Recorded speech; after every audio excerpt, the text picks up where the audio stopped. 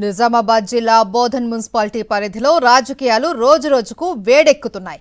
29 ward Congress party తరపున కందుకాల రాణి బరిలోకి దిగుతూ ఉండగా తమ భర్త శ్రీకాంత్ గౌడ్ ప్రచారాన్ని వేగవంతం చేశారు.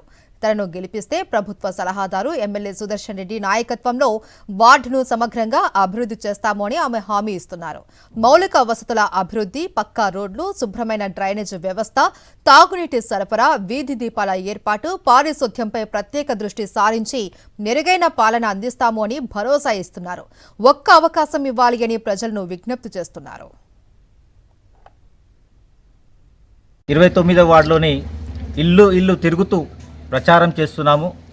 కాంగ్రెస్ పార్టీ అయినటువంటి చేతు గుర్తుకు ఓటేసి మా అభ్యర్థి అయినటువంటి నా భార్య శ్రీ కందుకాల రాణి గారికి ఓటేసి భారీ నుంచి అతి భారీ మెజార్టీతో గెలిపించాలని నా 29వ వార్డు అమ్మలు, అక్కలు, అన్నలు, చెల్లెలు అందరికీ, పిల్లలు, పెద్దలు అందరికీ పేరు పేరున చేతులెత్తి నమస్కరిస్తున్నాను.